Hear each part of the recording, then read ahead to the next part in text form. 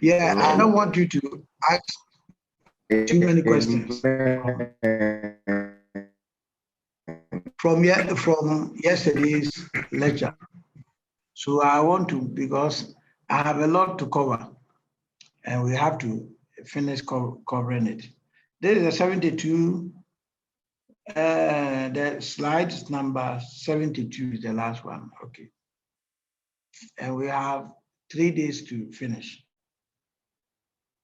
Today is Tuesday. So we have Wednesday. Wednesday is free. We have only Tuesday, Thursday, and Friday to finish. Yes, sir. To allow me to finish.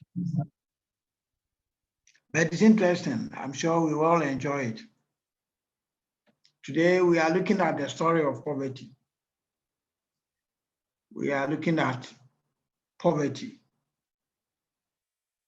I'm sure everybody knows what we call poverty. So I want to begin by you telling me your definition. Today, we'll look at the definitions of poverty and just close. So it's only definitions. And I've given you the PowerPoint to Francis, so how means you all get it. We will look at this one. Please, are you sharing the screen? Okay, before you join me, let me finish this.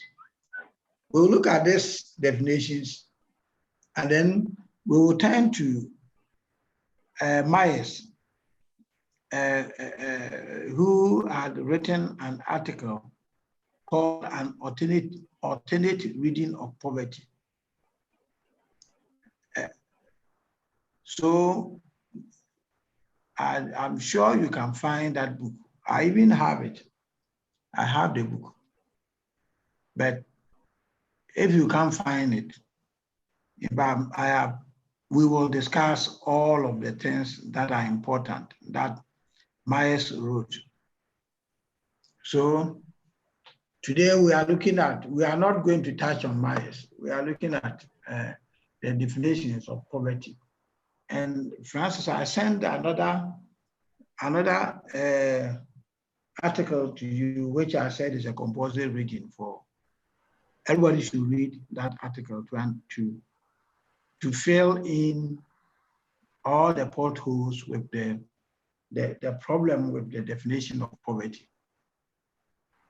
Yes, sir. I've seen it and shared it as well.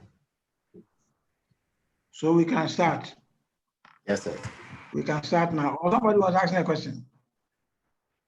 I was asking whether you were sharing the screen because I can't seem to see the screen. Whether you are sharing the PowerPoint, but I can't seem to. Yes, I do. You don't have the PowerPoint now. If I was. I do, sir. Okay. So let me start sharing. At first, I thought I was the only person who wasn't seeing. That's why I was asking. Oh, okay. Okay. I remember when I was in Legon, our lecturer was teaching. And when he writes on the board, he writes so tiny that it was so tiny that you can't see. So somebody raised his hands and says, "Sir, please, I can't see what you are writing." And says, "But do you hear me?" I said, "Yes, but I can't see." I said, "This is a lecture. We are not supposed to see. We are supposed to hear." So once you hear, that is okay. So once you hear me, this is a lecture. So we begin by saying that, when you use words, they acquire different meaning. When you use words extensively, they acquire different meaning. I remember there was a time living in Kumasi, we developed some words that even it was rumored that Asantehene went to town and people asked him those things and he couldn't answer. because he's always in the palace. And on the street, we have developed the meaning for something. When we say we are buoy, in Kumasi, it means you are very good, you are doing very well. And buoy normally is when you are crying, you cry, buoy, means, so as Antihine went out, and somebody said, Nana, we are buoy. I said, oh, Bibi, am I? So there's no need to cry. Said, no, Nana, we are buoy. So then I went to the palace and asked. Somebody said, me buoy. What does it mean? So Nana, you are nice. You are doing very well. I say, hey, I'm the Asante, but there are some Asante words that I don't understand. Because when there is a strict meaning for everything. There's a guy called Wagiston. He analyzed the word game and the different meaning of game. He found so many meaning of the word game. For example, he found that the game is a form of play, a sporting event. But game could also mean the fighting spirit. And the game could mean the target in hunting. So when you go hunting, you go for game. When you are playing a sort of sporting event, is a game. So you see there are different meaning of, and we can find that in so many. We can find that in so many words, because words acquire different meanings. Terms are used if they are judged to be appropriate and like other usage, not because they fit a set of agreed criteria. This tends over time to lead to new layers of meaning being added onto other uses. So poverty does not have a single meaning. It has a series of meaning linked through a series of resemblances. So what at the end of today's lecture, we will see that poverty is to be seen as a composite concept, and it embraces a range of meaning. People use the word poverty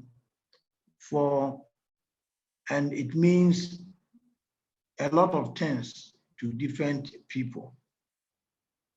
There is is it a sketch or there's a drawing on, I think,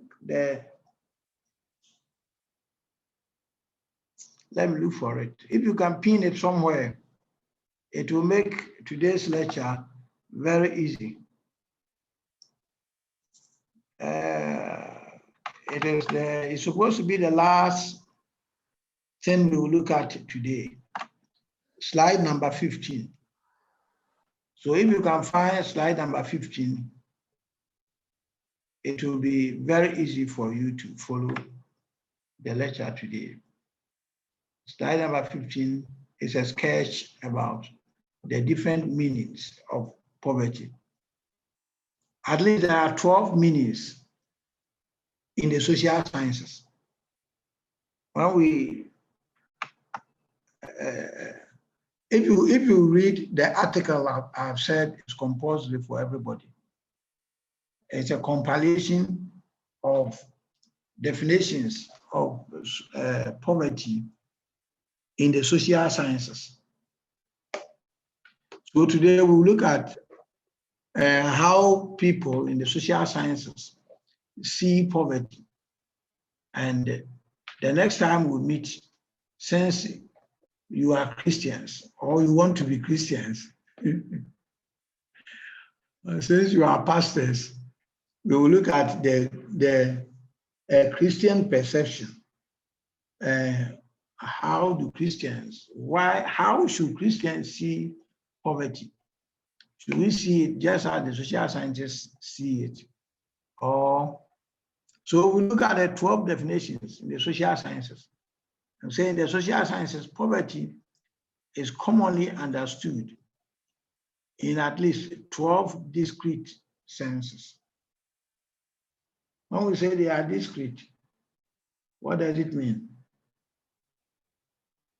The mathematicians. When we say poverty is understood in at least 12 discrete senses. Steve, you are one of the mathematicians I know. So what does is a discrete sense? What does discrete means in this context? Okay, Reverend, I'll say distinct.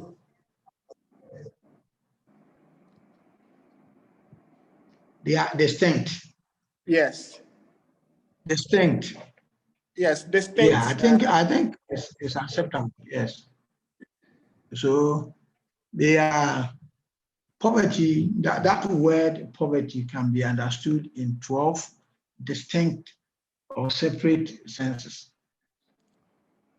The sense they may overlap. Many of those who propose the protagonist of the debate on poverty, many of the leading proposers of poverty end up taking 2 or 3 positions simultaneously. So poverty is not one word.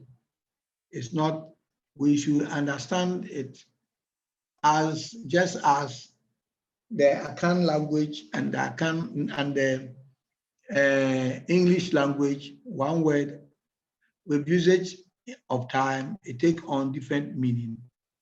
Poverty can take on 12 discrete meanings.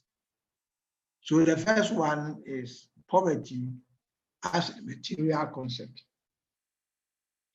So we look at poverty as a material condition. The first group of definitions concern poverty. They say poverty is a material condition. People are poor because they do not have something they need, or because they lack the resources to get the things they need. So poverty is a material concept. It is based on it's based on need. Poverty is need. The first set of definitions understand poverty as a lack of material good or service. People need things such as food, clothing, fuel, or shelter. There is someone who is called Vic George. I don't know whether he's a lady or a gentleman. He's Vic, and he's called George too. So maybe he's a hermaphrodite. Vic George writes that poverty consists of the core of basic necessities, as well as a list of other necessities that change over time and place. He wrote in 1998, so I will not be talking about the time he wrote. You know, you understand what it is. And Barracks and Gisby refers to poverty as a severe lack of physical and mental well-being, closely associated with inadequate economic resources and consumption. So in all, and when you read the article, you find a whole lot of definitions that places poverty as a need. Number 2, we are also talking about poverty as a material condition. And the first one is poverty as a need. That's why I numbered the PowerPoint for you. So 1B, poverty as a material condition, is poverty is a pattern of deprivation. Not every need can be said to be equivalent to poverty. And there are several interpretations of what makes up poverty. So is every need poverty?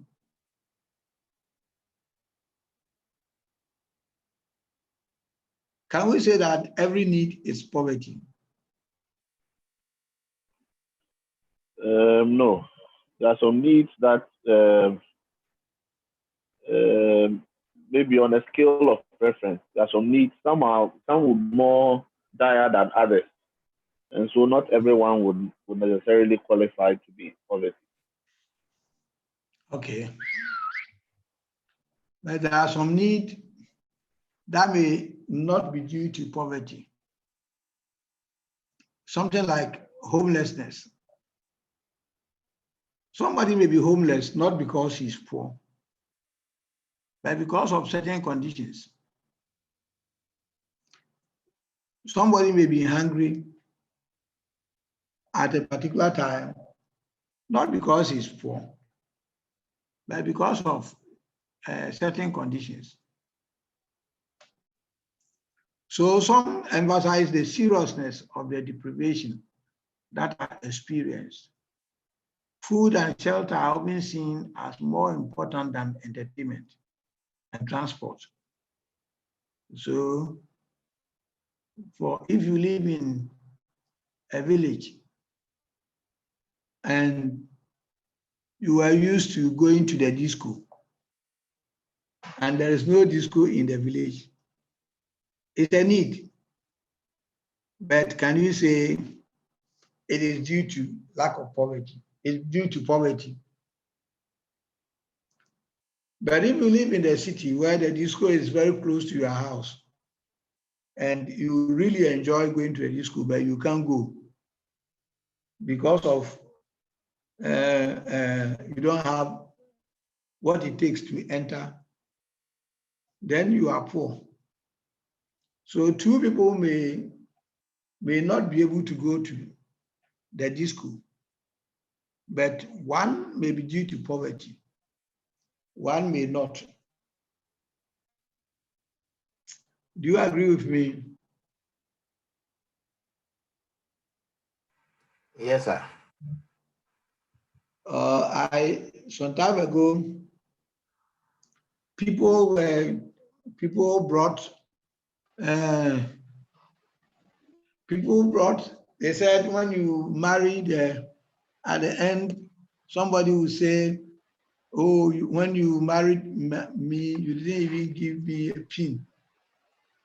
So at the engagement, they will bring a pin, they will bring a needle, so that the woman cannot say that when he married the man didn't give her a pin.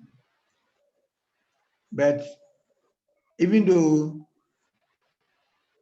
they say if you don't have a needle, you may be poor. But not having a needle, I don't think it's poverty. So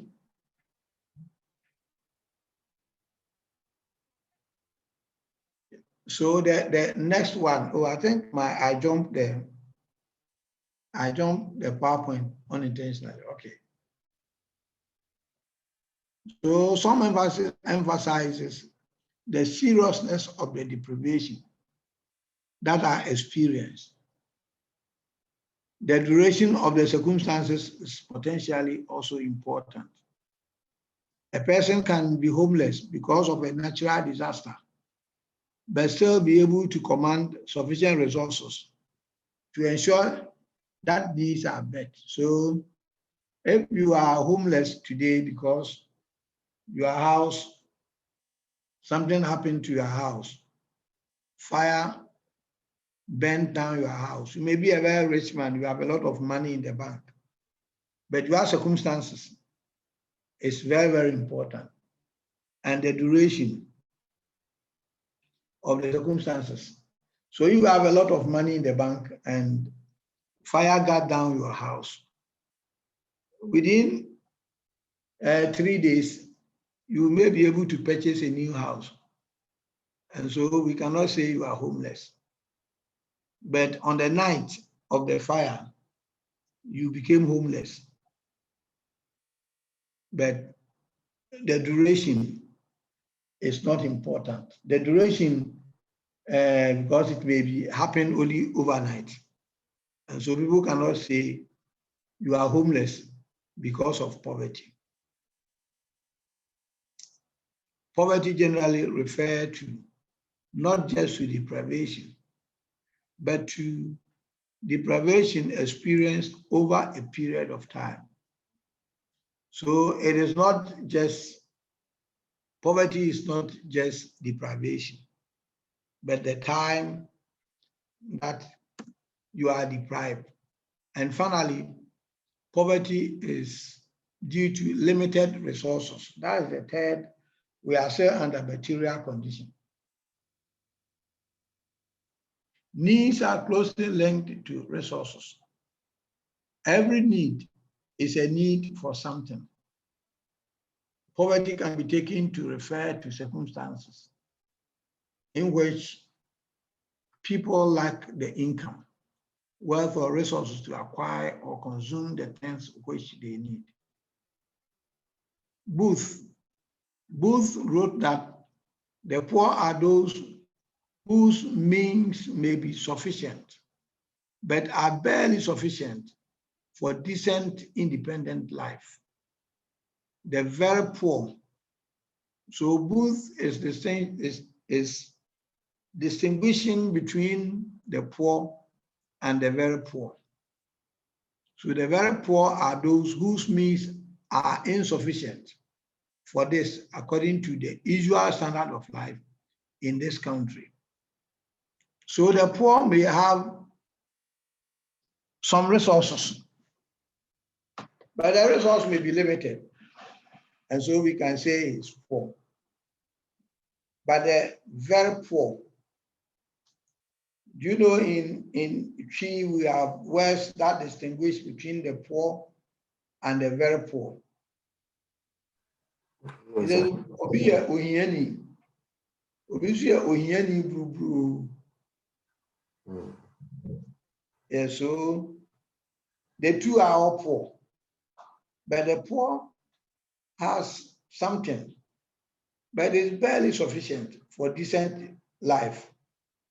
But the very poor, they have what they have is insufficient for decent life, according to the standard of people in the country or in the community where we are talking about. So limited resources, or more precisely, limited command over resources, does tend to imply low consumption, but the terms are not equivalent.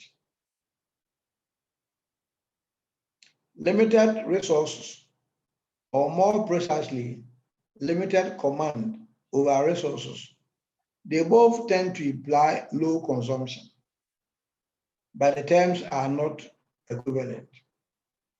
To conclude here, let me ask you one question. If poverty is defined primarily in terms of need, will a need which was not caused by limited resources be sufficient to make someone poor? Did you get me? We say that poverty, if poverty is defined primarily in terms of need, a need, will a need which was not caused by limited resources be sufficient to make someone poor?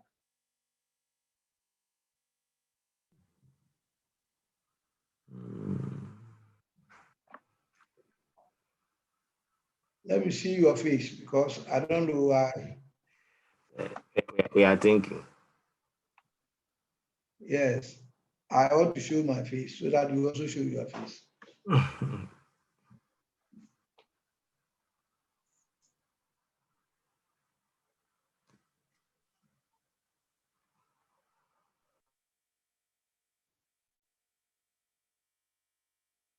I asked a question.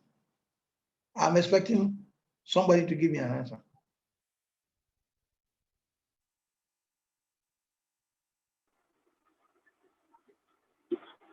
Yes, sir. Hello. Hello. I'm listening. Yeah. Okay. So, for my understanding of poverty defined as the need is this. You see, it is assumed that a person is in need when all other people are not in need. If somebody is in a particular group, particular society, he cannot afford some certain things. He is in need of something, but all other people have it. That's my understanding of when it is defined as need-based. That's my understanding. So when all others cannot afford and you can afford, you may not be poor. Is that yes? Did I get you clear? Yes. When all yes, that's what I'm others saying. Yes. cannot afford and you can afford, then you are rich. So it's a question of the country of the blind.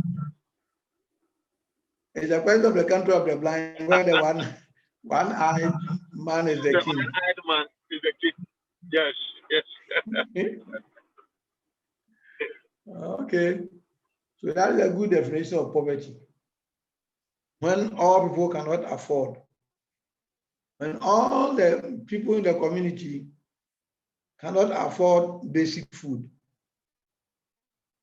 and you are able to get food to eat, then you are a big man. You are a rich man.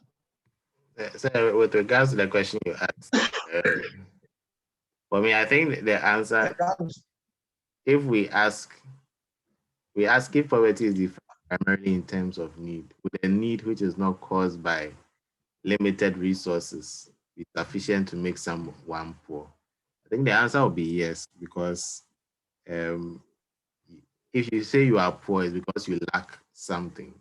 So Jesus said there are some who are poor in spirits or something of that sort. So that means they lack spirits. So the fact that you are lacking that particular thing, it may not be material resources, but you are lacking that item. So then you are considered poor in that particular regard. You can say somebody has a poor character. That means they lack character. They may have all the money in the world, but they lack character in that particular sense. So that, I think the answer will be yes to the question.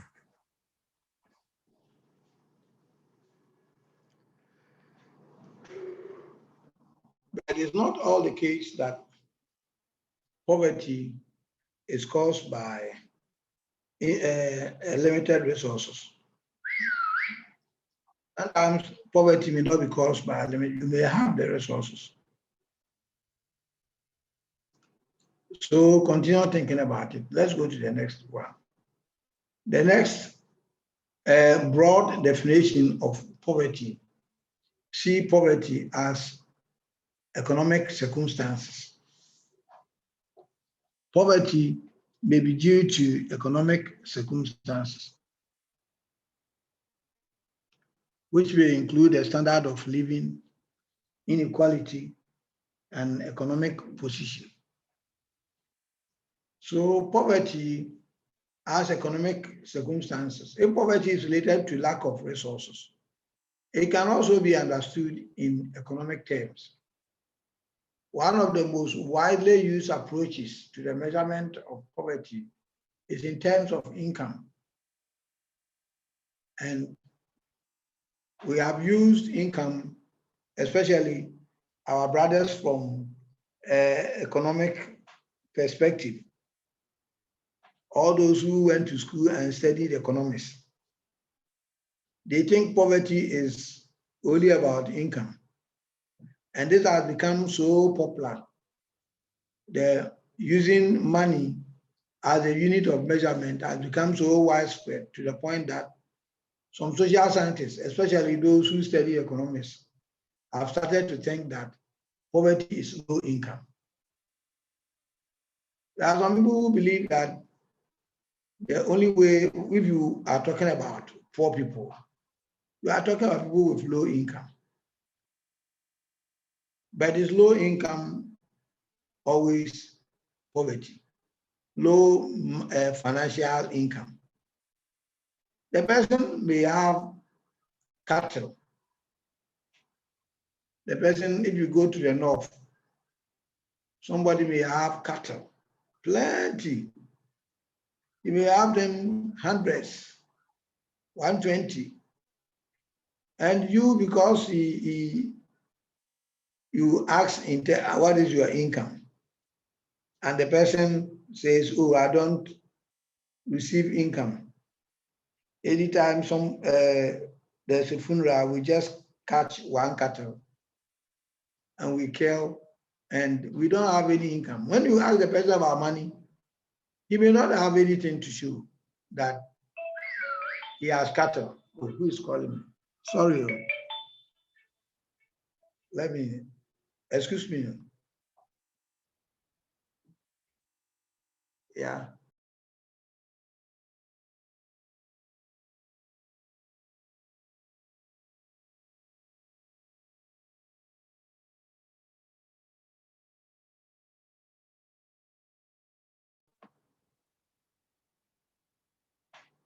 So if you ask, so I said, money has become so important to some social scientists that we think that poverty is only about money.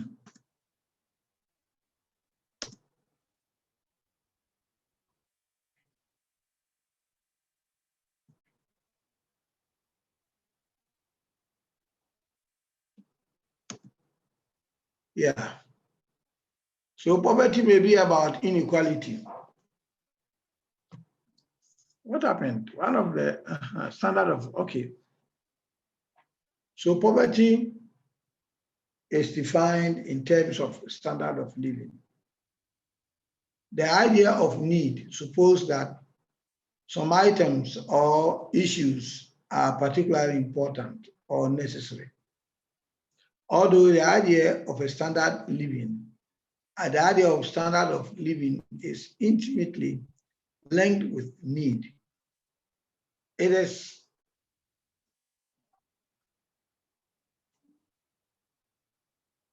let me see, try to position technology. Okay, so this is better.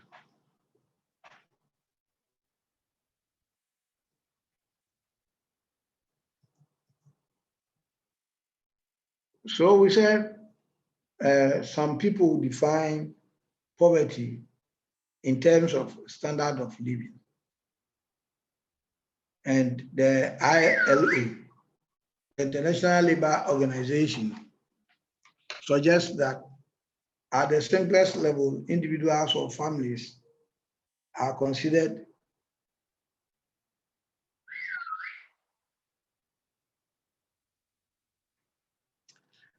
the ILO suggests that at the simplest level, the individuals or families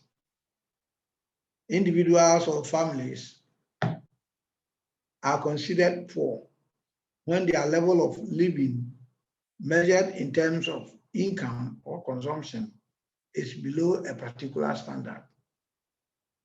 So somebody may be poor, but it is only because of the standard of living that he finds himself in. Somebody who lives in Europe may be considered to be poor, but it's because he's living in Europe. If he comes to Africa, everybody will be following him for a loan.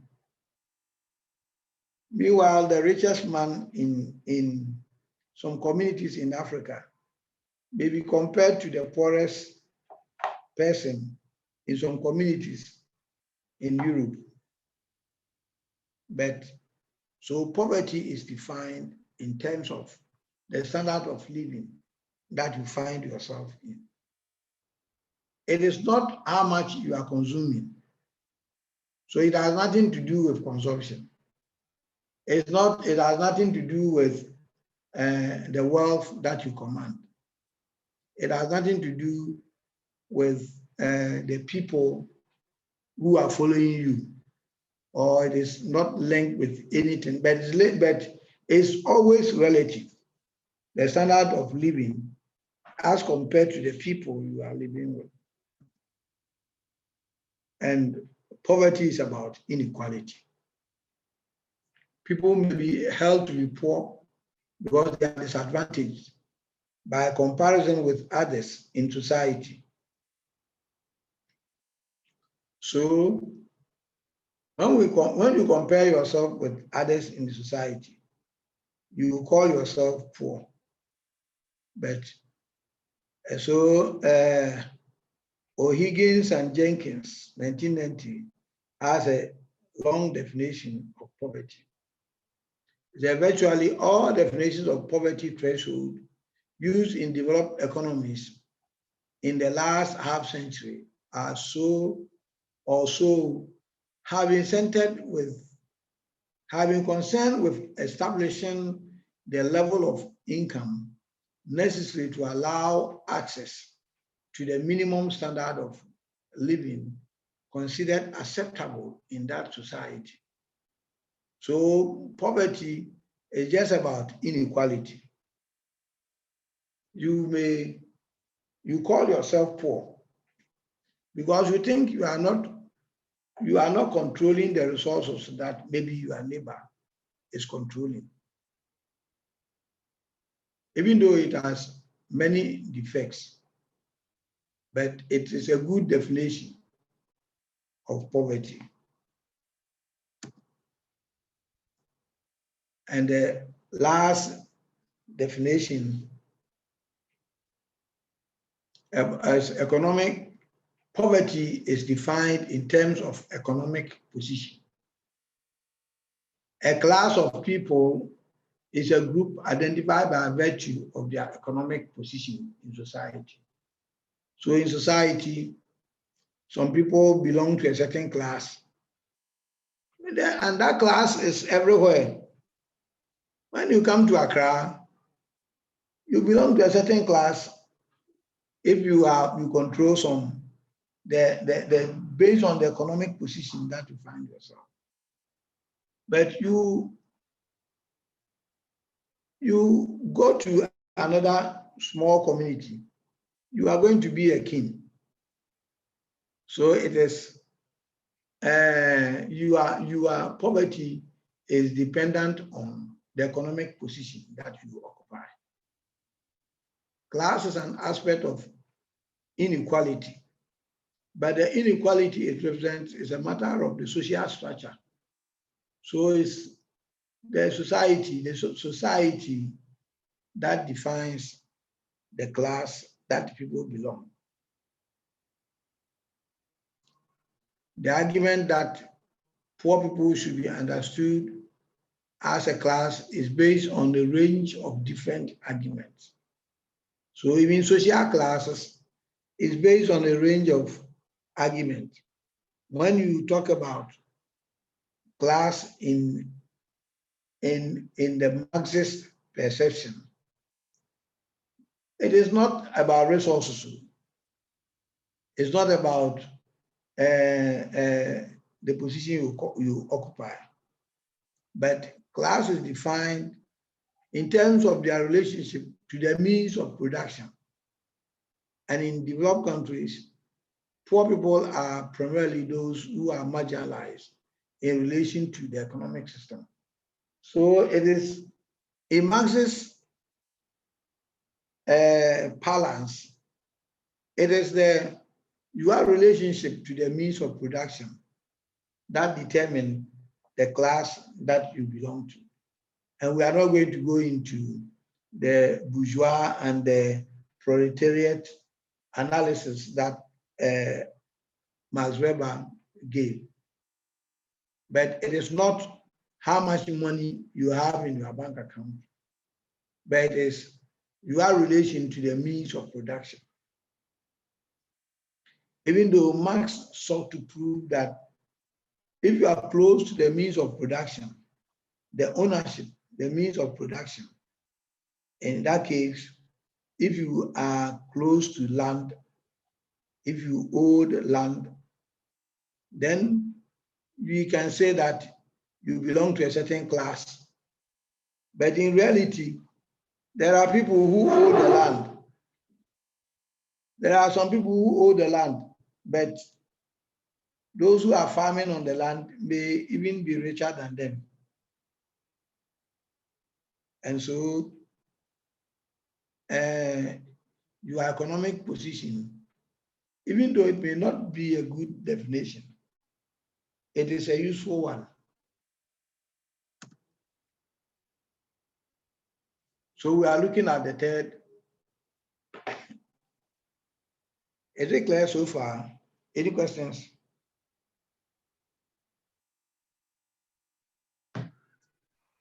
No question from me. Yes, no question from you. And what about the others? Douglas? No question No from question. you? No question from me, Stephen. Yeah, yes. I know when you read, when you take your time to read, there is no confusion over this definition. So the third strata of poverty, the group of people who define poverty, is along social circumstances or the social position. So the first one. Hello, Reverend. Yeah. Please, I can't see the screen sharing any longer. Is it that I am the only person who is not seeing it, or you are not sharing it? It is being I'm sharing. I can see. Oh, you can see. Oh wow, I can see it. Francis, do you see? I can also Francis, see. do you see it? Yeah, we are seeing it. Francis, Yes, sir. do you see it? Yes, please. Okay, so maybe the problem is with you. Is it Douglas? Oh, okay. No, just this. Maybe the problem is from your end. I can see it. Or you see them like trees. Huh? No, sir. Maybe first you were blind, but now you can see. Okay. So there are a group of scholars who define poverty along. So poverty can be defined due to social circumstances or the social position. And so the first one talks about poverty as a social class. The idea of a social class identifies economic position with socioeconomic status, a concept based on linkage of class with social and occupational roles. The concept of class is used as a means of conceptualizing the position of the poor in structural terms.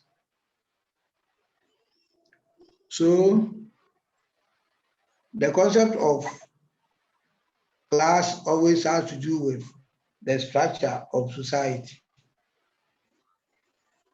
And some people are said to be royals. Some are royals, so they occupy some class in society. And so, but don't you think that some of the royals may be poor? So if you only use a social class, the person may be a royal. He may belong to the ruling class. And it is assumed that once you belong to the ruling class, you control resources. But is it always the case? Somebody may belong to the royal class, but his pocket does not belong to the royal class. His body may belong to a royal class, but his pocket does not belong to a royal class. And so he may be very, very poor. So if poverty is determined only in terms of a social class, yes, that person may be a very big person. That person may be a very big person. But in terms of pocketitis, in terms of pocketitis, the person may belong to a social class, but in terms of pocketitis, he may belong to the poor class. So poverty is also defined in terms of dependency. Who is dependent? So two people may be poor, but because one is not dependent, he will not be classified as poor. So poor people are sometimes taken to be those who receive social benefits in consequences of their lack of means. There's a sociologist, George Simwell. He argued that poverty in sociological terms referred not to all people on low income, but to those who were dependent. The poor person, sociologically speaking, is the individual who received assistance because of lack of means. So if you are poor and you keep quiet, you don't make noise about it and nobody hears that you are poor, and you put on your dress, you go up and down without showing any sign that you are poor, then you are not poor. But if you are poor and you cry about it, and somebody, you need assistance because you think you cannot live your life, then you are poor. So sociologically speaking, it is those who receive assistance because they lack something. They can be classified as poor people. And poverty is also defined in terms of lack of basic security. Although lack of basic security, I forgot to put the Dufi. Dufi was, let's see, the year. So if you can write it down, Dufi is 1995,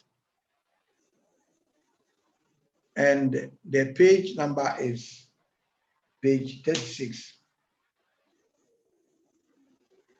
So you see, I copied it from the book, and it is question, question, question.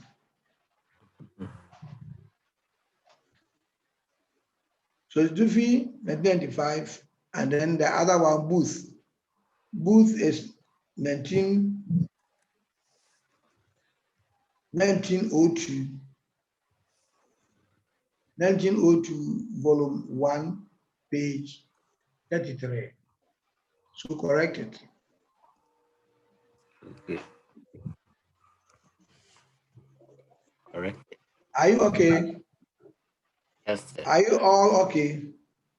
Except those who are driving. Yeah. Those who are driving cannot correct it, but if you are not driving, correct it. So we say, although a lack of basic security has been defined in terms directly equivalent to need, it may also be seen in terms of vulnerability or social risk. So basic security, lack of basic security, even though sometimes can be equivalent to need, but in reality, sometimes vulnerability is even more powerful. Take a lady who has money. He lacks nothing except a husband. And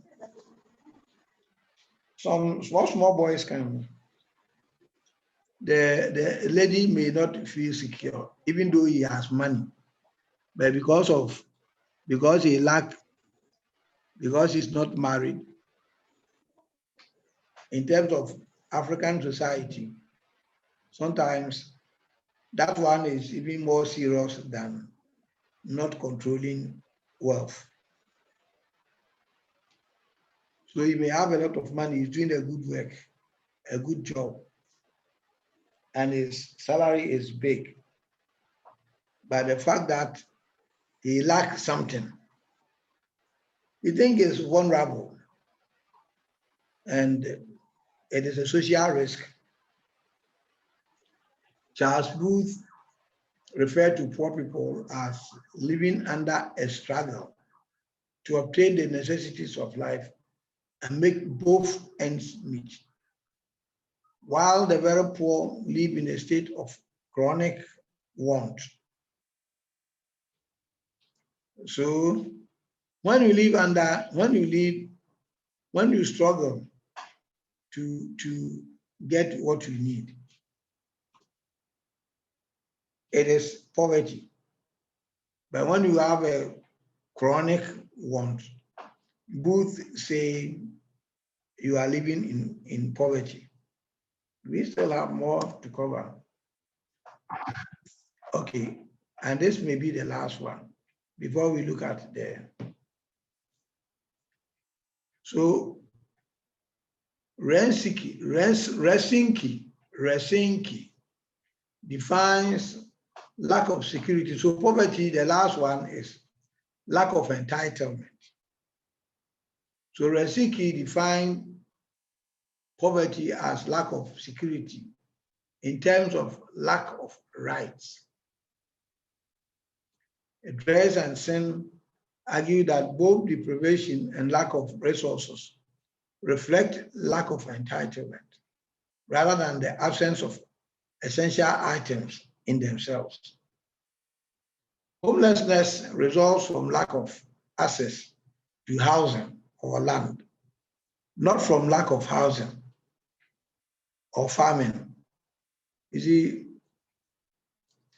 when there is farming, when people don't have food to eat, it is not because there is no food in the economy, but because they don't have entitlement. They don't have what it takes. So you go to Europe and people are homeless when there are a lot of unrented premises. But somebody living in a city where houses are in abundance can still be homeless. And this person will, in the night, go and hide in some of these apartments that are designated for renting. So lack of homelessness will not be due to housing deficit. When people are living in farming communities, or no, when people are hungry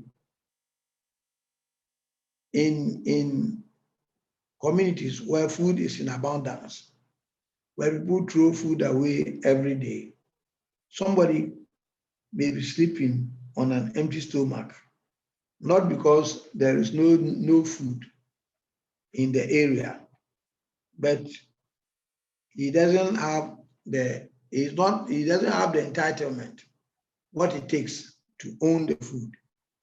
So a lack of entitlement is fundamental to the condition of poverty. People who have the necessary entitlement are not poor, but if you lack the entitlement. So it is not because the things are in short supply, but it's because you lack the economic power, or you lack what it takes to be able to get some food to eat. So it is summarized in this pie chart. It's a pie chart, whatever you call it. This, you see, poverty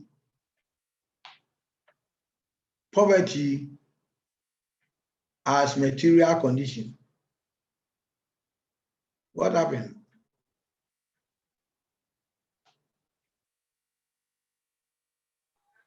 Okay. We are still here. I'm sure you see my cursor. Yes, sir. Poverty, in terms of material condition, is some people define poverty in terms of material condition. And the emphasis is on limited resources, on need, and then a pattern of deprivation. Some define poverty in terms of social position, and the individual emphasis is on lack of entitlement, the lack of basic security, exclusion, and dependency. Dependency and social class.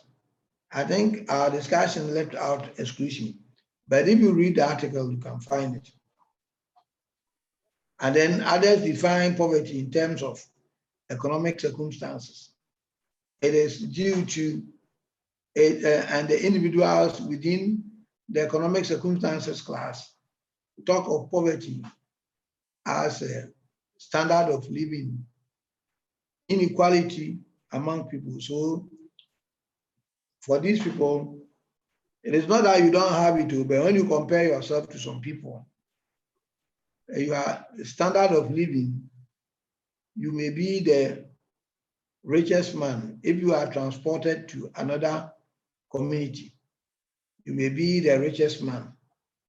But where you are, the standard of living, in comparison with the people you move with, the inequality, some may be due to, some we say they are poor because of inequality, and others because of their economic position. So poverty is at the center. It is unacceptable hardship. That one, everybody agree that poverty is unacceptable hardship. And the unacceptable hardship may be due to economic circumstances, may be due to material condition, may be due to one's social position. So read about it, and then let's come back next time to look at what, as pastors, let's look at what the Christian perception, a Christian understanding of poverty is. Can we go forward a little, or we can end here? We should go for it a little. The slides are a lot. We may not finish. Pardon? I think we should go for it a little, because we've already done 15 out of 6. We can go for it a little, yes, because we are just 7. Oh, let's take some 20 minutes, 20 to 30 minutes. And there's one here to us. So what is a Christian understanding? A Christian understanding of poverty.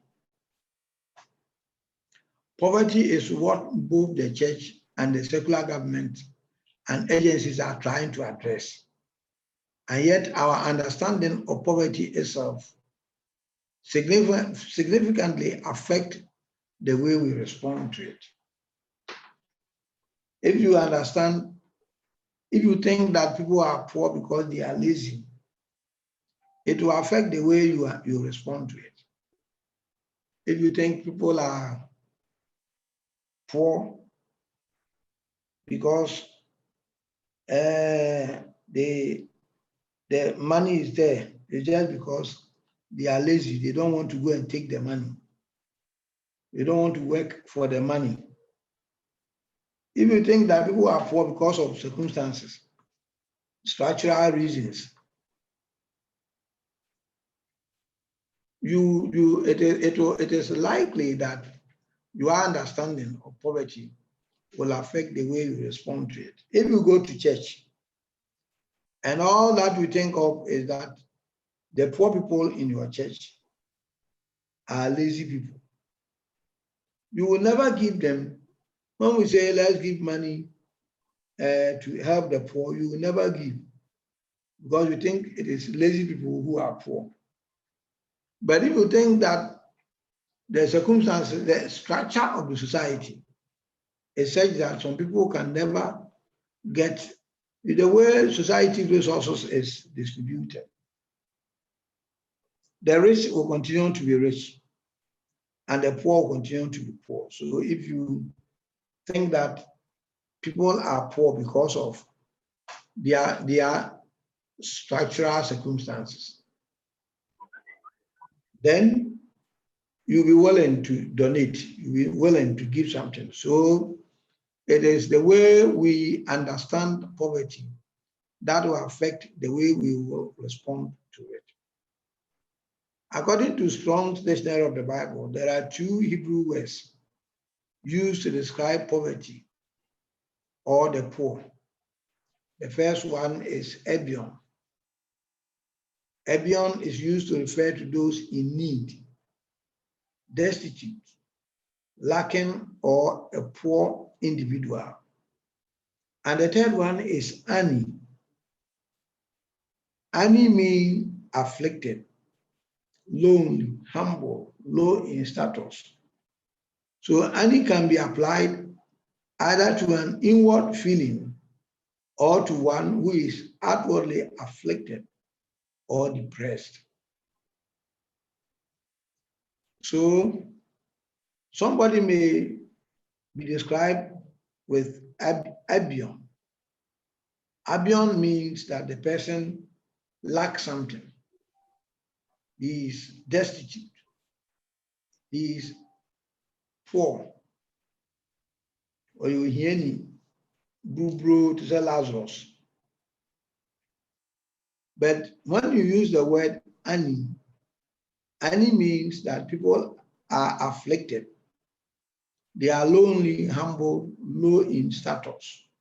So it looks like Abion is self-made, but Ani is someone who has made him so. It may be because somebody may be Ani, because he's crippled, and so he cannot go for money, even if you pour the money on the street, you will not be able to go and take some because of his circumstances. But somebody who is Ebion, if you put money on the street, he will not go and take it. He is, in today's balance, we say he's lazy, on pejuma, into on pesca.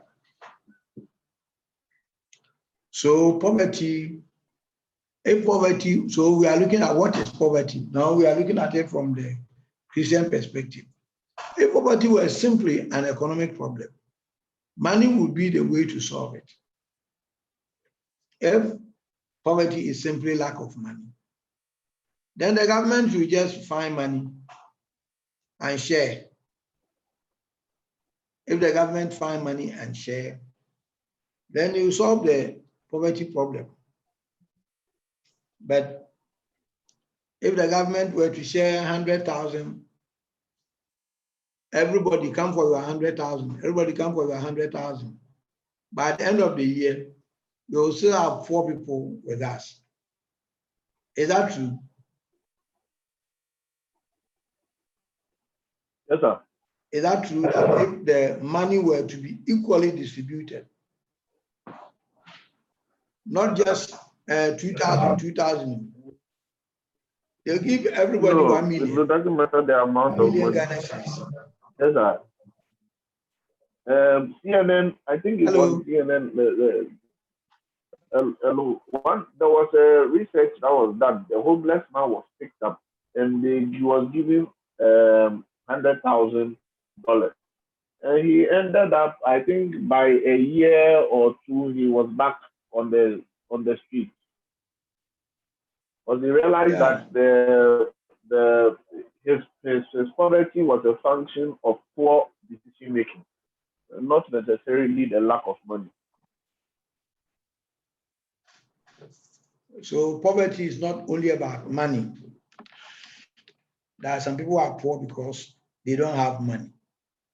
If we were to share 1 million, if Ghana, if it is poverty is about lack of money, why not share 1 million to everybody, every Ghanaian? And then the government can go to sleep because everybody is rich in the country. Everybody has 1 million Ghana cedis. But if you give 1 million Ghana cedis to everybody in Ghana, by 6 months' time, there will be people on the street begging. Some people have finished chopping all their 1 million, and they will be asking for more. So poverty is not only material, according to MAM. Poverty is not material, it is also cultural, it is political, it is social and structural. Poverty is cultural. Some people are used to, and they are, everything they do, they pretend as if they are poor. For some people, if you give them 1,000 cedis, they will never touch it. They will go and put it in their bedroom and still be wearing their tattered clothes. But you see, the people who are rich, the rich people who have the culture of, not the culture of poverty, but the culture of riches. Sometimes they may have nothing, but they will dress like they rule United States. But if you go close to them, they have nothing. But the way they carry themselves around, some people, when they want to borrow on their birthdays, some people will borrow and go to the best hotel and spread themselves as if they are rich. But there are some people who are very rich, but on their birthday, they will never even buy an ice cream for themselves. It is a culture. Some people are very rich, but they will never buy a car. Well, when they buy a car, people will think that they are afraid that maybe UAC people will affect them if they buy a car. I remember when I went to live in when I first put up my building and I went to live in it, I had enough money to paint the building to make it look very beautiful. But my wife says no, because the people, this is a new area. Nobody has painted this building. If you paint your building, they will think you are rich and thieves will come and worry you. So don't paint it. So we painted the inside and we made the inside very beautiful, but the outside looked like an uncompleted building. So anytime you take somebody there, people will think that, oh, why are you living in an uncompleted building? But when they enter, they see that the building is complete. Everything in it is complete, but the paint, I will never paint. Until I left the place. When I left the place, then I went back to paint. I didn't care what happens again. So that is how some people behave. They may have money. They may not be poor, but they will still pretend they are poor. There are some people, a group of people, I don't want to mention any name because I don't know if somebody is here, he may come and attack me and beat me. There are a group of workers. Their salary may not be very bad, but when they meet, they all pretend they are poor. When we were working in World Vision, some of the staff will leave the organization and go to join the former places they came from. And when they go, when you meet them, you say, oh, the salary is okay. The former places, but when they were in World Vision, everybody thought they were rich. The culture. the way people present themselves. And in some organization, the way people present themselves, it creates the impression that everybody is lowly paid. So poverty is not material. It's not always material. It is also cultural. It is also political. It is, when you come from Ghana, people think that, oh, once you are from Ghana, you are a poor person. But if you come from a certain economist, people think that, oh, because you are coming from, and it's social and it is structural. The way society is organized causes some people to be perpetually poor. People are not merely poor because they lack certain things. Rather, they are poor because of a complex combination of factors that often cannot be separated from each other. So it is not, people are not merely poor because they lack certain things. But those things may be available to some people, but there may be a lot of complex combination of factors that keep militating, working against them, and that make them think, that make them present themselves as poor. So poverty at its heart is relational. It is as a result of the relationships that do not work, that are not harmonious. Mayors say poverty is the absence of shalom, the existence of relationships that work against well-being, against life and life abundance. So when poverty sometimes may be due to the absence of good relationship between man and God, between man and man, you remember the concept of shalom. So poverty may, the reason why I couldn't paint my house is because of the relationship I have with the people around me. My neighbors will think I'm rich. And when they think you are rich, what will they do? They will attack you in the night. And some time ago, armed robbers attacked me. Not because I had money. I had nothing. The day they came, I had nothing on me. I took 200 Ghana cedis from somebody. That was the only money I had in my pocket. Otherwise, they would have killed me. They saw me always come to a house in a Land Cruiser, a new Land Cruiser. So they thought I am rich. But if you enter into my house, when the thief falls, when they broke my door and they entered, they asked me, is that all you have in your room?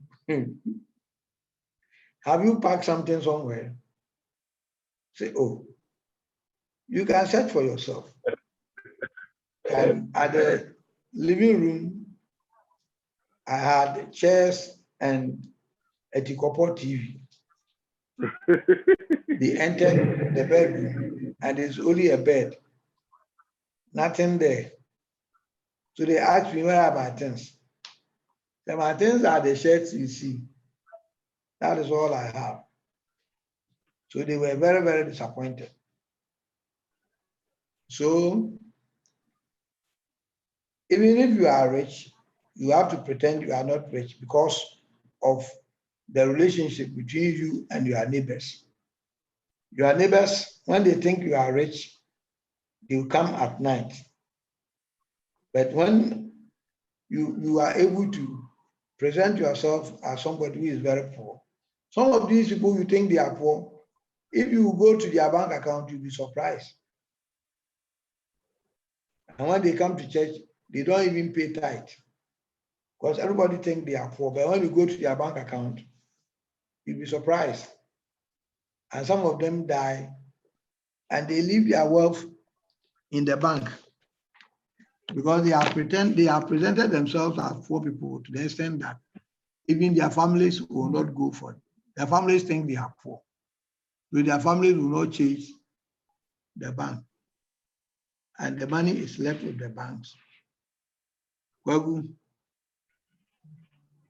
Stephen, you are the bank, but Stephen is not, you are not in the commercial bank, so you don't see this. But those in commercial banks, a lot of people die and leave because they have presented themselves as very poor. So we can end here as I take your questions. Who has a question? Also, in the case of you not showing a lavish lifestyle because of the cultural setting or the circumstance you find yourself, maybe you are afraid that you would be attacked. Would we call that poverty, or we will call that perceived poverty? Would that really be poverty? Because it's not real. Yeah, it's not real, but you present yourself as, because of the relationship between you and the people you are afraid of. You have to behave like you are poor because you are afraid of the people around you. And that is absence of shalom. So you may not be poor, and all the people we think are poor may not be poor. And people who, some of them will even come begging. They will ask you for a lot of favors. But in actual fact, it's because of the absence of peace between them and their neighbors. That is why they are in tattered clothes. That is why their shoes are, I don't know how to describe their shoes, but it's not because they are poor. So poverty is not about money. It's not always about money. It's not always material things, but there are certain things that control and causes somebody to behave like he is poor. And that is why one of the definitions says that if you don't ask for, oh, okay, thank you. One of the definitions says if you don't ask for,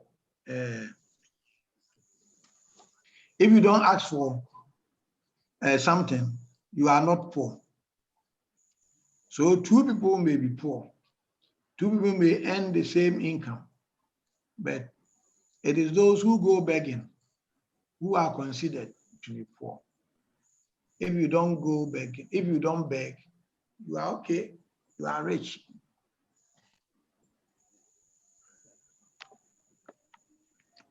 Yes. Okay, so yeah, yes. Okay, so if this is the case, then maybe the definition of poverty has to be redone. If poverty is a state of the mind, you yourself can decide that I am poor because of my relations. Meanwhile, you are not poor. In the Bible, the wise Gibeonites, the Gibeonites deceived Joshua that they were poor, came from a very far country. In actual fact, they were not. When Joshua saw it, he was not happy with them. So if we are describing poverty as somebody perceiving you to be, and you too pretending to be, then it's not a good definition of poverty. Because poverty should be actual, real. It should be real. That's my thinking anyway. Otherwise, we should target as deceptive poverty.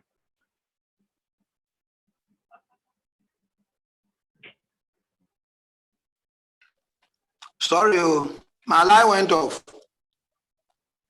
But I'm back. Okay. So, did you hear what I said? No, I didn't hear. I heard only the start. Oh, okay. What I'm saying is So that. go back again. Okay. What I'm saying is that if there is a definition of poverty, then it should be redefined again. Because if poverty can be the state of the mind, if somebody can pretend to be poor, and I use the Gibeonites, Joshua's time, where they pretended that they are poor, came from a far country and deceived Joshua. And later, Joshua found out and was not happy with them. So if poverty is like that, it's not actual. Somebody is trying to pretend. Then it's not real, and therefore should be defined again. That's what I'm thinking. Okay, so who will continue for him? Who will continue for him?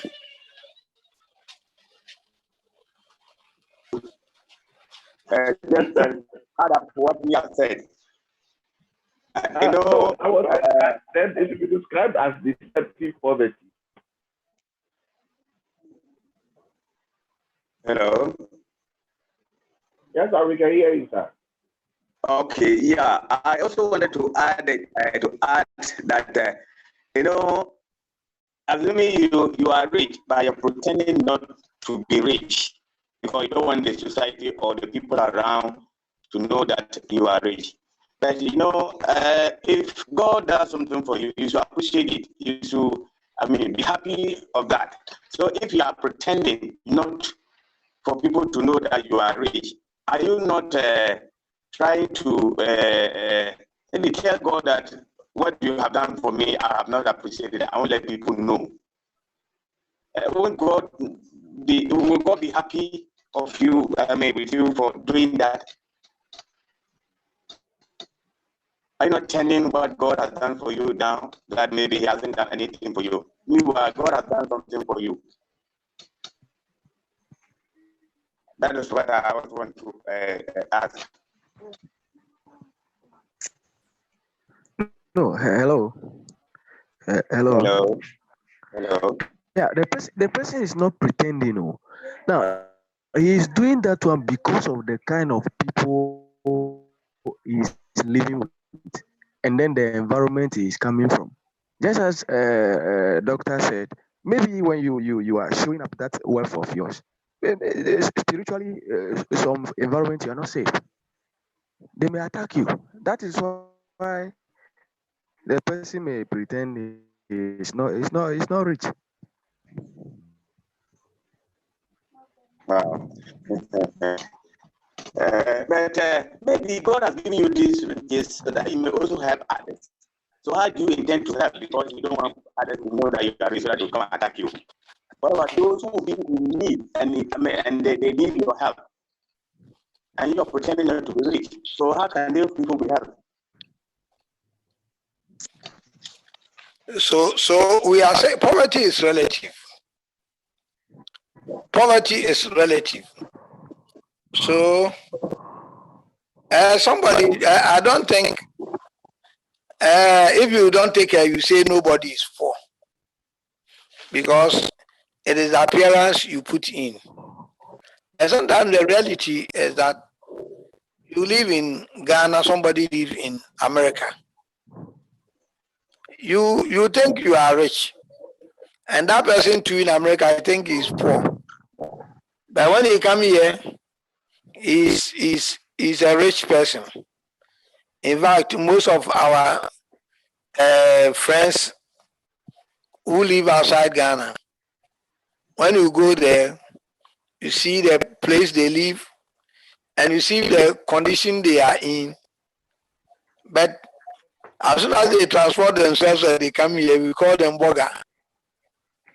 Boga, and everybody think Boga is a rich man. But go and see the place he lives. That is, it's relative because you are comparing it to the white man who maybe lives next door. So, Sure. Yeah, so everybody, whilst we can say that nobody is poor, we can also say that everybody is poor. So if I put up an appearance that I'm poor, I have become poor because of the circumstances I find myself. And when I put up an appearance that I'm rich, I become rich because of the circumstances I find myself.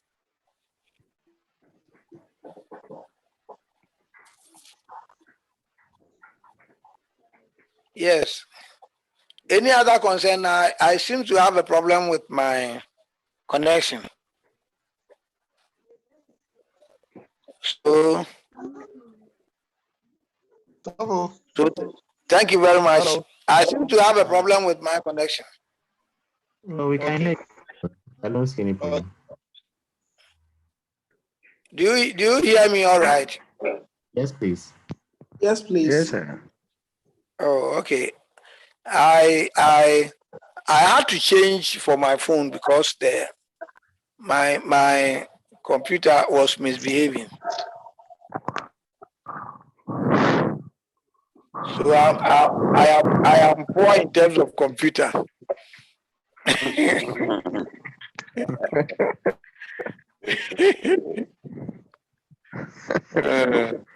But when I take my phone, I'm rich.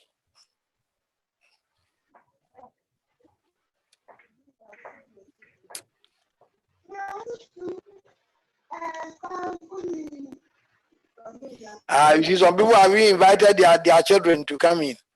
I think we can end here so that you can continue with your children. And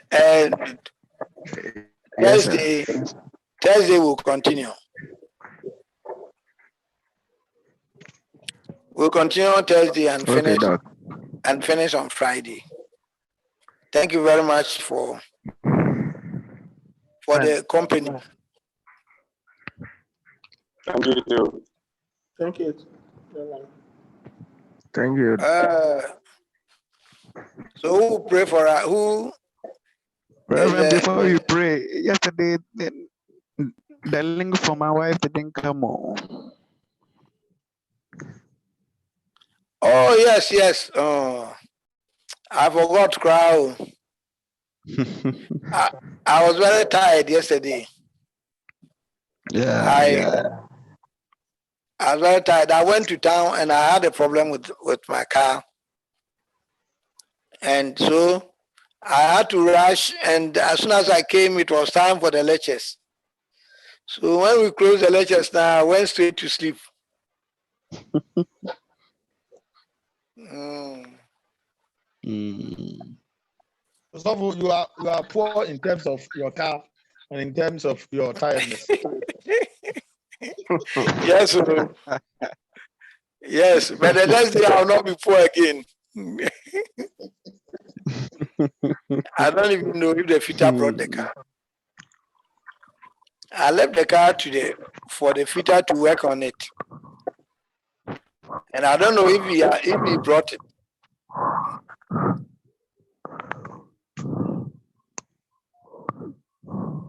So it's nice. I hope we'll Thursday will be okay. Thursday will go very fast, and Friday will finish. Friday we'll have it. We'll have some discussions. So, Friday will be my last time, so I have to show you which areas to prepare. Okay. But this type of that will be good. Yes, this type of paper is you use your experience, you can write. When you get the question, just think about it deeply. That means you get something to write, and you get your good marks. I don't fancy students getting poor marks. I'm always happy when you get good marks. So work hard to get the good marks to make me happy. All right. So who is here? Let me see.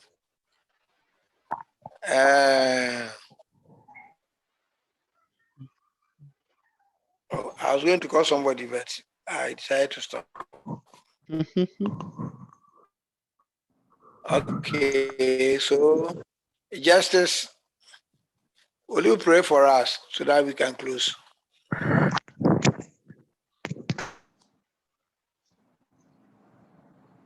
Okay, let's pray. A successful lecture. We honor you for all that you are doing for us.